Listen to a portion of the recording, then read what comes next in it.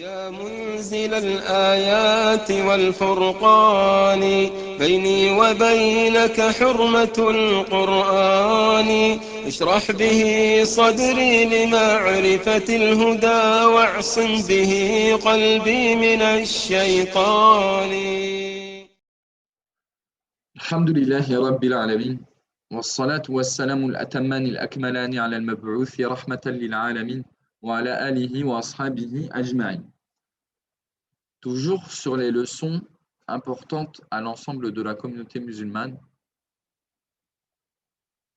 et toujours sur le chapitre de la prière, sous-chapitre des piliers de la prière. Après avoir vu les 3 premiers piliers de la prière, ci-contre, on continue. 4e pilier de la prière, l'inclinaison, s'incliner, ar-ruku'. Ça fait partie des piliers de la prière. À noter que la plupart des piliers de la prière, ils font référence, enfin même, ils sont extraits du hadith qu'on appelle hadith al-musi'i fi salati, le hadith de l'homme qui avait effectué sa prière en présence du prophète sallallahu alayhi wa sallam, mais d'une manière invalable. Donc le prophète sallallahu alayhi wa sallam, souvent cet homme-là, donc il terminait sa prière, il venait passer le salam au prophète sallallahu alayhi wa sallam, et le prophète sallallahu alayhi wa sallam, il lui rendait wa alayka salam irji' fa salli fa innaka lam tusall. Le prophète sallallahu alayhi wa sallam, 3 fois, il l'a laissé répéter sa prière. À chaque fois, il lui disait retourne prier parce que certes, tu n'as pas prié. C'est-à-dire, tu n'as pas prié une prière valable, valide. Et en fait, après ces 3 fois-là, donc l'homme, il a demandé Ya Rasulallah, alimni, enseigne-moi, je ne maîtrise rien d'autre que ça, en fait. Et c'est là où le prophète sallallahu alayhi wa sallam, il lui dira un hadith qu'on utilise beaucoup pour les piliers de la prière, en tant que bab, huwa aslun fi babi arkani salah. C'est une base dans les piliers de la prière, ce hadith-là, parce qu'en théorie, le prophète sallallahu alayhi wa sallam, il ne lui a cité que des piliers. Il ne lui a cité que des piliers dans ce hadith-là. Donc la preuve que l'inclinaison, c'est un pilier de la prière, le hadith de Abu Huraira, radiyallahu anhu, dans lequel il nous dit que le prophète sallallahu alayhi wa sallam a dit à cet homme-là, donc l'homme qui ne faisait pas bien sa prière parce qu'il ne maîtrisait rien d'autre, إذا قمت إلى الصلاة فأسبغ الوضوء ثم استقبل القبلة فكبر ثم اقرأ بما تيسر معك من القرآن ثم اركع حتى تطمئن راكعا. Le prophète sallallahu alayhi wa sallam lui a dit, lorsque tu désires prier, lorsque tu t'apprêtes à prier, parfait tes ablutions, parfait les ablutions. Puis oriente-toi vers la qibla et prononce le takbir. Prononce le takbir, donc le premier pilier de la prière. Le premier pilier de la prière qui fait référence à cette entrée dans la prière. Bon, en réalité, il manque le fait de se tenir debout. Mais donc le deuxième pilier de la prière, le fait de faire le takbir. Ok, je reprends. Donc le prophète sallallahu alayhi wa sallam, il lui a dit, oriente-toi vers la qibla et prononce le takbir. Puis récite ce que tu connais du Coran. Puis incline-toi jusqu'à être sereinement incliné. On a bien cet ordre de s'incliner. Et on a dit que le hadith ci-contre, c'est une base dans les piliers de la prière. C'est-à-dire que ce que le prophète sallallahu alayhi wa sallam a cité dans ce hadith-là, ce n'est rien d'autre que les piliers de la prière. Ce sans quoi la prière n'est pas valable par oubli ou par ignorance, parce que l'homme, sa prière n'a pas été valable alors qu'il était ignorant. Pourtant, le prophète sallallahu alayhi wa sallam, il a dit Irji' fa salli fa innaka lam tusall. Retourne prier parce que certes tu n'as pas prié, alors qu'il était ignorant, donc il aurait dû être excusé de son ignorance, mais regardez, non. Et c'est bien là la définition du pilier. C'est une chose par laquelle ou sur laquelle tu n'es pas excusé, même par ignorance, même par oubli. C'est pour ça que le prophète Sam dans ce hadith-là, il lui citera que des piliers. Donc on continue. L'inclinaison, c'est un pilier de la prière par unanimité des savants. L'ont rapporté les savants mentionnés ci-contre. Ibn Hazm, Ibn Abd al-Barr, Ibn al-Arabi, avec alif lam. Non pas Ibn Arabi sans L, sans alif lam. Sans alif lam, c'est un égaré qui a été même rendu mécréant par les savants de cette religion-là. Alors qu'avec alif lam, c'est-à-dire al-Arabi, c'est un autre personnage. le paramètre validant la position de l'inclinaison. Donc le dabit, on dit en arabe, qui viendrait un peu délimiter entre l'inclinaison valable et l'inclinaison pas valable. Ils te disent huwa l'inhina bihaythu yumkinuhu massu rukbatayhi biyadayhi idha kana wasatan min an-nas la tawil al-yadayn wa la qasirahuma. Ils te disent que le paramètre, le minimum de l'inclinaison, si vous préférez, c'est le fait de se courber, ne serait-ce qu'assez légèrement pour pouvoir atteindre avec tes mains tes genoux. À partir du moment où en tendant tes mains, tu peux attraper tes genoux, tu peux toucher tes genoux, c'est que tu t'es assez courbé pour valider la position de l'inclinaison. C'est intéressant d'avoir ce genre de paramètres-là dans la science religieuse. Ce qui vient délimiter exactement entre l'inclinaison non valable et l'inclinaison valable.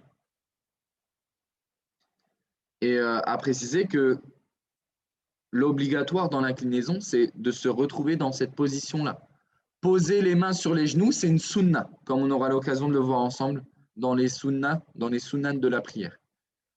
En théorie, du coup, une personne qui se mettrait dans la position de l'inclinaison, au moins minimale, celle qu'on vient de décrire, donc de se courber suffisamment pour pouvoir atteindre ses genoux s'il tendait ses mains, même s'il ne les tend pas, eh bien son inclinaison, elle est valable. Poser les mains sur les genoux, c'est une sunna qu'on aura l'occasion de voir dans les sunnas de la prière. Cinquième pilier de la prière, se relever de l'inclinaison. Après ça, être incliné, bien entendu qu'on se relève de l'inclinaison. Je pense que chacun d'entre vous, voyez de quelle étape il s'agit. Se relever de l'inclinaison pour se retrouver en position debout. C'est un pilier chez la majorité des savants. Quelle en est la preuve? Le hadith d'Abu Huraira qu'on a cité juste avant, dans les piliers de la prière. Le prophète sallallahu alayhi wa sallam, il dira par la suite à l'homme, donc, il dira, après lui avoir ordonné de s'incliner jusqu'à l'être sereinement, relève-toi ensuite jusqu'à te retrouver droit debout. Jusqu'à te retrouver droit debout. Sixième pilier de la prière, se prosterner sur les 7 membres. Donc l'auteur, rahimahullah, Cheikh Ibn Baz, il est précis, il te dit donc se prosterner, mais en plus de ça, il précise la question liée aux membres qui doivent toucher le sol pendant la prosternation. Donc il te dit sur les 7 membres. Il te fait la mention déjà de 7 membres que l'on va voir ensemble, Inch'Allah. Conformément au hadith d'Abu Huraira, qu'on cite et qu'on n'arrête pas de citer depuis tout à l'heure, dans lequel le prophète sallallahu alayhi wa sallam finira par dire à ce bédouin-là, Thumma sjud hatta tatma'inna sajidan, puis prosterne-toi jusqu'à l'être sereinement. Et l'unanimité fut rapportée quant à l'obligation de la prosternation par les savants ci-contre. À préciser que, bien entendu, la prosternation obligatoire dans la prière sur les 7 membres, c'est bien la notion de 2 prosternations par unité de prière. Donc, dans chaque raka'a, dans chaque unité de prière, il y a bien 2 prosternations.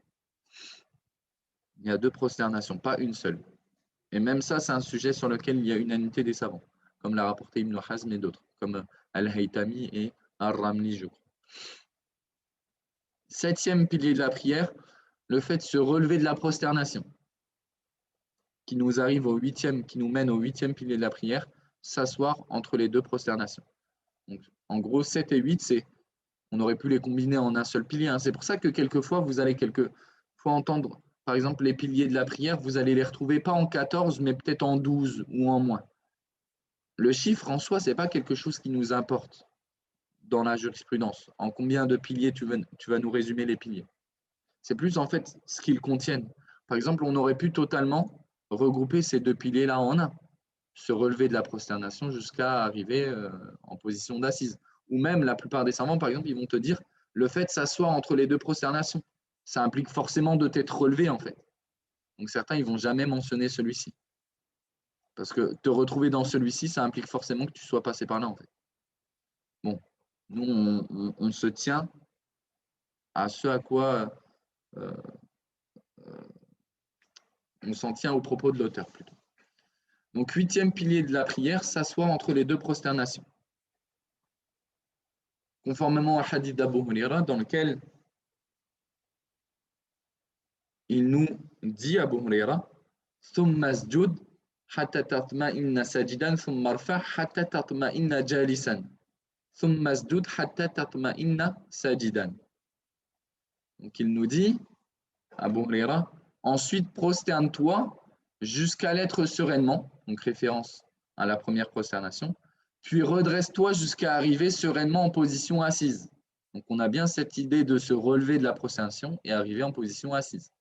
Puis prosterne-toi jusqu'à l'être sereinement, référence à la deuxième prosternation dans chaque unité de prière.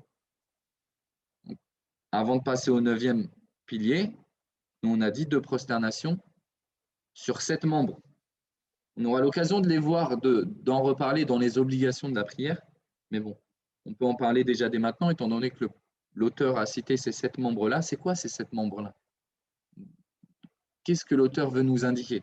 En fait, il nous fait référence à un hadith du prophète sallallahu alayhi wa sallam dans lequel il est dit Umirtu an asjuda ala sab'ati a'zum ala al-jabha wa ashara bi yadayhi ila anfihi wal yadayn wal rukbatayn wa atraf al-qadamayn. Donc les 7 membres font référence à un hadith du prophète sallallahu alayhi wa sallam dans les termes suivants: on m'a ordonné de me prosterner sur 7 parties du corps. Le prophète sallallahu alayhi wa sallam dit sur le front, et il indiqua au même titre son nez. Il indiqua son nez. En disant le front, il indiqua avec sa main son nez aussi. Comme quoi le front et le nez doivent toucher le sol lorsqu'on est prosterné. Il fait partie de beaucoup d'erreurs, enfin beaucoup de personnes qui prient tombent dans cette erreur-là, de penser que la prosternation consiste seulement à poser son front sur le sol, même si leur nez ne touche pas le sol. Non, on met au contact du sol notre front et notre nez. Par rapport à ce hadith-là. Ensuite, le prophète sallallahu alayhi wa sallam nous dit les 2 mains, les 2 pieds et le bout des orteils. Le bout des orteils doit toucher le sol. Donc les orteils doivent être au contact du sol, en plus, qui plus est réunis, les 2 pieds réunis. On aura l'occasion de voir plus précisément ça dans les sunnahs. Mais nous, pour revenir donc à cette notion de 7 membres, on a bien le front, on a bien les 2 mains, on a bien les 2 genoux et on a bien les 2 pieds. Ça fait 7. Bien sûr que dans le front rentre le nez. Donc ça fait bien 7. Et le prophète sallallahu alayhi wa sallam nous dit on m'a ordonné. On m'a ordonné, c'est une formule passive. On m'a ordonné. Qui a ordonné au prophète sallallahu alayhi wa sallam? Si ce n'est Allah subhanahu wa ta'ala. Allah lui a ordonné de se prosterner sur ces 7 parties-là.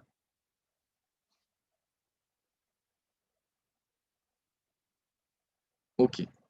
Le dernier tashahhud, 9e pilier, le dernier tashahhud. À préciser que j'ai légèrement contredit l'ordre de l'auteur ici. Là, on est au 9e. Le 9e, ça serait censé être la sérénité dans tous les actes. Mais dans un souci de traiter les piliers dans l'ordre dans lequel ils viennent dans la prière, je me permets de contredire un petit peu l'ordre de l'auteur. De toute façon, on va citer tout ce qu'il a cité. Ça revient, c'est du tout au même, Inch'Allah. Donc le tashahhud, le dernier tashahhud, c'est un pilier de la prière. On précise bien que c'est le dernier tashahhud. Dans une prière où il y en a plusieurs. La notion de dernier, on comprend qu'il est notion d'au minimum 2 tashahhud. À savoir que le dernier tashahhud dans une prière où il n'y a qu'un seul tashahhud, c'est le seul en fait. C'est normalement logique. Par exemple, dans le Fajr, il n'y a qu'un tashahhud. Il n'y a qu'un tashahhud. Bien sûr que le seul tashahhud prend le jugement du dernier tashahhud, à savoir que c'est un pilier. Mais sous-entendu, le premier tashahhud dans une prière où il y en a 2, le premier tashahhud, lui, ce n'est pas un pilier. Sinon, on aurait dit tous les tashahhuds sont des piliers de la prière. Là, non, nous, on a dit le dernier tashahhud. Le premier tashahhud, c'est une obligation, pas un pilier. Et rappelez-vous de la différence entre pilier et obligation. Le pilier, même si tu le délaisses par oubli ou par ignorance, ça invalide ta prière.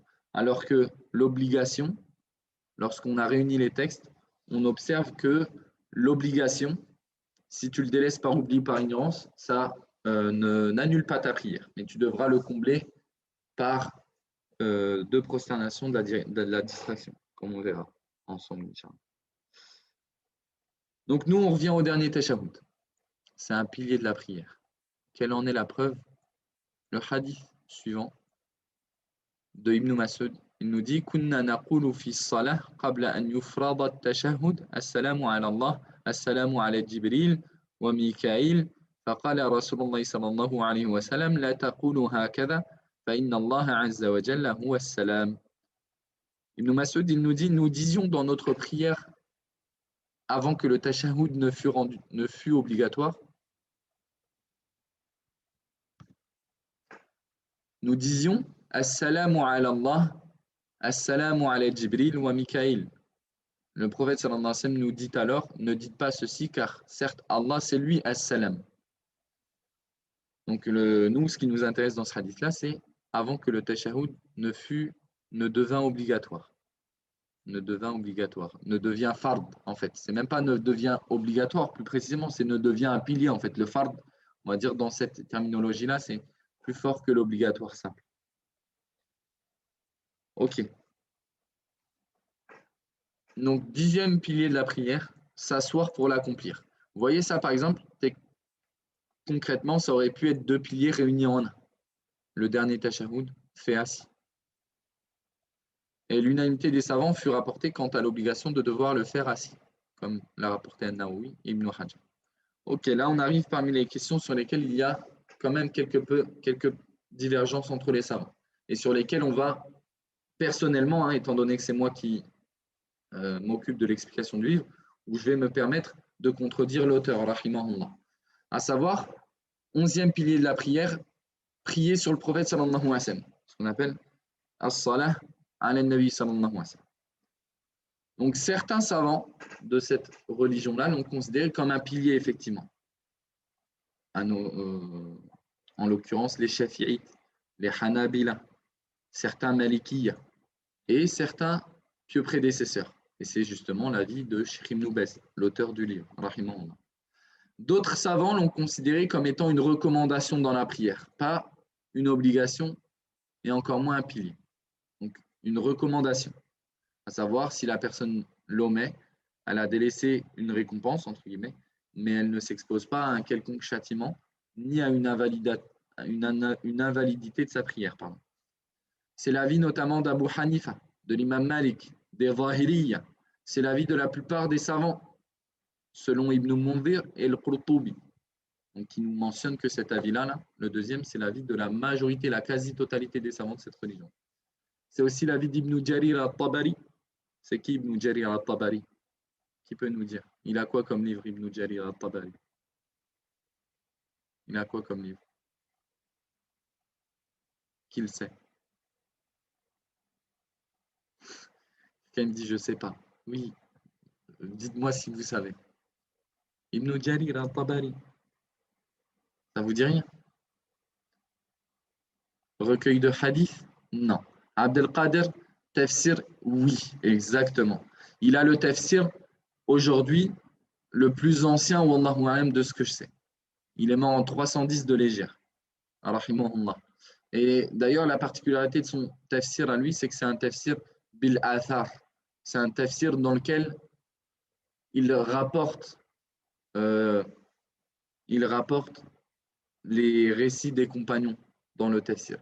Et c'est le tafsir qui les rapporte justement avec des chaînes de transmission, de lui jusqu'aux compagnons notamment, ou jusqu'au prophète sallallahu alayhi wa sallam.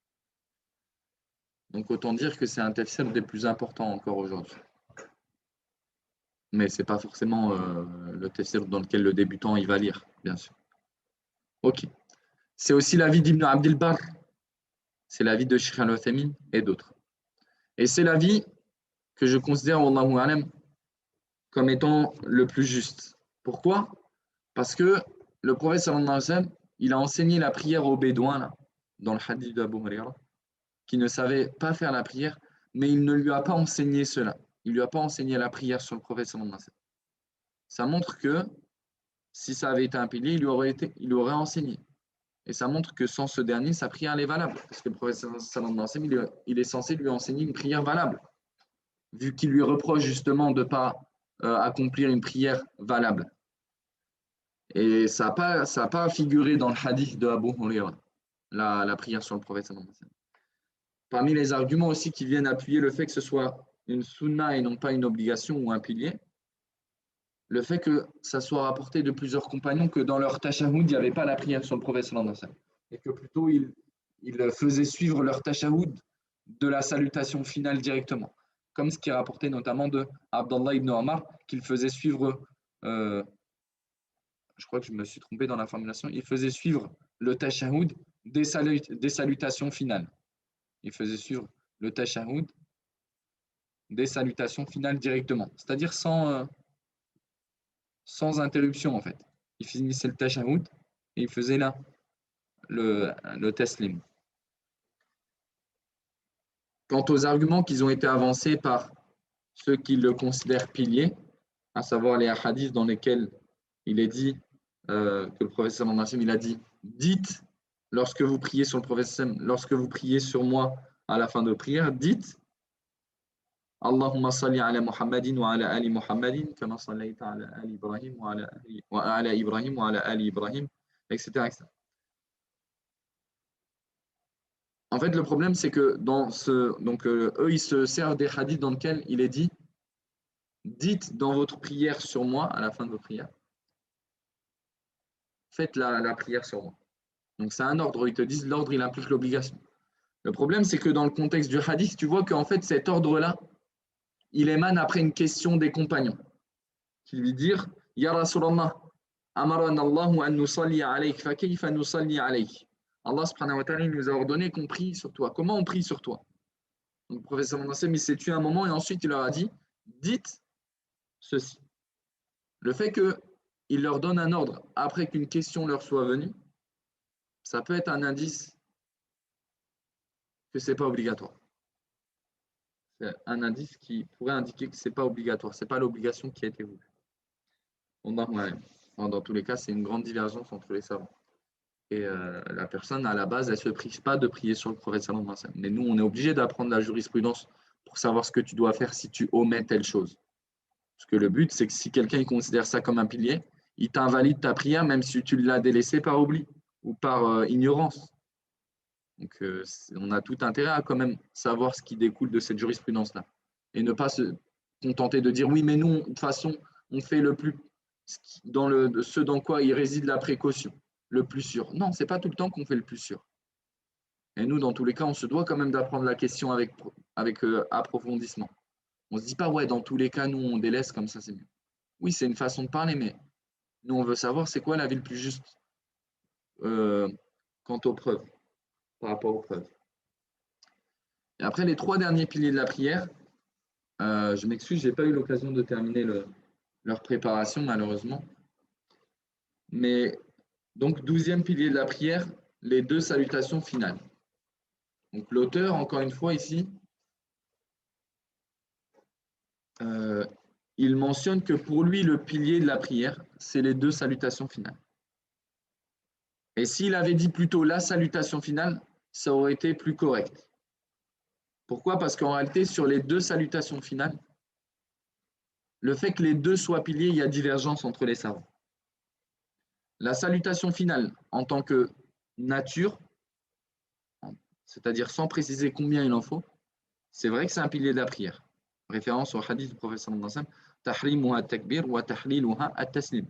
On entre dans la prière par le takbir, on entre dans cet état de sacralité dans la prière par le takbir en disant Allahu Akbar, et on en sort par le taslim, c'est-à-dire qu'on sort de la prière en faisant le taslim, en faisant la salutation. Mais maintenant, nous, la question, c'est combien de salutations sont piliers? Est-ce que les 2 salutations sont considérées comme des piliers ou seulement une et l'autre, elle est sunna, par exemple? La majorité des savants, ils considèrent que le pilier, c'est un seul. Le pilier, c'est un seul taslim. C'est une seule salutation. Vous m'entendez? Le pilier, c'est une seule salutation. c'est notamment l'avis des Malikiyya, l'avis des Shafi'iyya, c'est un avis chez l'imam Ahmed, c'est l'avis majoritaire chez les compagnons et les suiveurs et ceux qui les ont suivis. C'est l'avis par exemple d'Ibn Hazm, d'Ibn Qudama, c'est ce qui est rapporté d'Abu Bakr, de Ali ibn Abi Talib, d'Ibn Mas'ud, de Ammar ibn Yasir, de Ata ibn Abi Rabah, de Alqama ibn Qais, de Sha'bi, de Thawri, de Ishaq ibn Rawiya et d'autres. Et c'est l'avis le plus juste, c'est qu'en réalité, le pilier, c'est une seule salutation, pas deux. La deuxième salutation, c'est une sunna. Il est rapporté de plusieurs compagnons qu'ils se contentaient d'un seul taslim même dans la prière. Ça leur est arrivé. Est-ce que c'était tout le temps? Non, parce que la sunna, c'est deux. Mais ça a été rapporté, par exemple, de Aïcha, radiyallahu anha, de manière authentique, qu'elle s'est contentée d'un taslim, que ça lui arrivait de se contenter d'un seul taslim, d'une seule salutation. Ça a été rapporté par l'imam Nasaï et authentifié par Ibn Abdel Hadi, Ibn al-Mulaqin et Sheikh al-Albani notamment.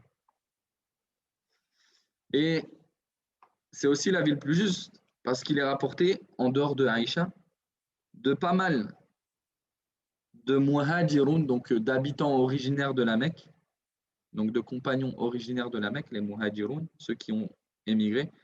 Il est affirmé authentiquement d'eux que beaucoup d'entre eux se contentaient d'un seul taslim, d'une seule salutation pour sortir de leur prière.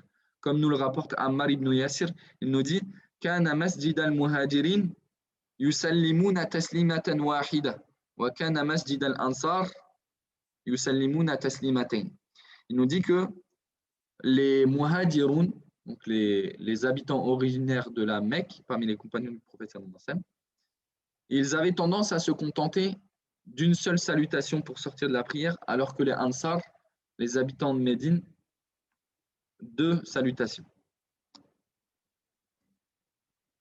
Donc la ville plus juste, wallahu a'lam, en présence de ces choses-là, c'est forcément que, à émaner du prophète sallallahu alayhi wa sallam, ce qui indique la permission de se contenter d'une seule salutation.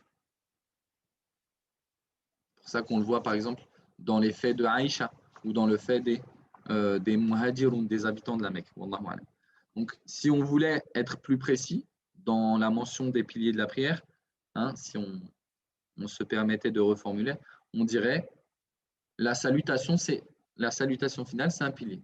Par contre, le nombre, c'est sujet à divergence. Et nous, on dira même que la vie le plus juste, c'est qu'une seule salutation suffit pour sortir de la prière. Ok, on continue. 13e pilier de la prière, at-tartib. Donc, respecter l'ordre des piliers, entre les piliers. C'est-à-dire qu'une personne, par exemple, elle ne commence pas en prosternation, après elle se relève en position debout, après elle se met en position inclinée, elle récite la Fatiha, après elle se met en position tashahhud. Non. On respecte l'ordre entre les piliers. Par unanimité des savants, c'est une obligation, même un pilier en soi. Comme l'a rapporté Nawawi, Ibn Hazm, Ibn Rushd et d'autres. Le prophète sallallahu alayhi wa sallam, il a dit Sallu kama ra'aytumuni usalli, priez comme vous m'avez vu prier. Il n'a jamais été rapporté du prophète sallallahu alayhi wa sallam qu'il ait prié différemment, si ce n'est pour les prières qui ont une certaine spécificité. Donc, par exemple, je ne sais pas, Salat al-Kusuf, la prière de l'éclipse, ou la prière al-Janaza. Mais sinon, pour la prière quotidienne, la prière en temps normal, il n'est pas rapporté une autre façon de la prier, si ce n'est celle que l'on connaît en respectant les ordres entre les piliers. Et dernièrement, la sérénité dans tous les actes. Donc, at-tuma'nina, la sérénité, la tranquillité. Comment on pourrait le traduire encore Comment on pourrait le traduire encore? Je pense que oui, voilà, sérénité, tranquillité. At-tuma'nina, dans la quiétude aussi, effectivement. Dans tous les actes de la prière. Le repos aussi. Mais c'est quoi en fait la tranquillité, la sérénité dans tous les actes? Quelqu'un pourrait se poser cette question, c'est quoi? Qu'est-ce que tu nous dis, Islam? Ok. En fait, premièrement, il faut qu'on se mette d'accord, ça fait référence au hadith, encore une fois, d'Abu Huraira, dans lequel, dans chacune des positions, le prophète sallallahu alayhi wa sallam, il appuie à chaque fois la notion de la tuma'nina. Il nous dira dans la position d'inclinaison, par exemple, incline-toi jusqu'à être incliné de manière sereine. Mais pourquoi préciser sereine en fait? Pareil pour se prosterner sur les 7 membres. Il dira, avant ça pour l'inclinaison aussi, pour le fait de se relever, etc., etc. Il le dira à chaque fois dans chacune des positions, sereinement, sereinement, sereinement. Donc on voit bien que cette notion-là, elle a son importance. On voit bien qu'elle a son importance. Donc c'est un pilier de la prière. Maintenant, reste à la définir, qu'est-ce qu'elle est, cette sérénité-là. Ils te disent Wa ayam kutha idha balagha al-maqam qalilan. Ils te disent, c'est le fait que tu restes lorsque tu arrives dans la position dans laquelle tu voulais arriver, c'est le fait que tu marques l'arrêt. Voilà, retenez cette notion-là, marquer l'arrêt. Marquer l'arrêt un temps. Ce n'est pas délimité par un temps exact, une seconde exacte, mais c'est délimité un petit peu par ce paramètre-là, marquer l'arrêt dans une position, pour éviter cet effet un petit peu ressort. Là, c'est un peu avec mes termes à moi que j'essaye de vous expliquer le fait. Mais à éviter cet effet ressort-là. Donc, qu'on voit chez certaines personnes, ne pas marquer l'arrêt ne serait-ce qu'un instant dans une position limite, rebondir si je puis dire, si je puis me permettre. Donc, celui dont la situation sera telle qu'on l'a décrit, il aura manqué à la sérénité demandée en prière. Non, il est demandé de marquer l'arrêt dans chaque position. Et ce n'est pas délimité encore une fois par une seconde ou 2 secondes ou une microseconde. Non, marque l'arrêt, aussi petite soit ce marquage, cet arrêt-là en fait. Bihaythu, ils te disent, ils continuent. Bihaythu, yumkinuhu al-ityan bi-dhikri al-wajib. Ils te précisent, certains savants, donc marquer l'arrêt suffisamment pour pouvoir venir avec les évocations obligatoires qui te sont demandées dans chacune des positions. Après, voilà, cette restriction-là, bien sûr, elle défend l'avis que les évocations sont obligatoires dans les positions, par exemple, dans l'inclinaison, il est obligatoire de dire Subhana Rabbiyal Azim. Subhana Rabbiyal Azim, au minimum une fois. Mais effectivement, ce n'est pas l'avis de la majorité, ils disent que ce n'est même pas obligatoire ces évocations-là. Nous, on verra que c'est obligatoire selon l'avis le plus juste. Mais bon, quoi qu'il en soit.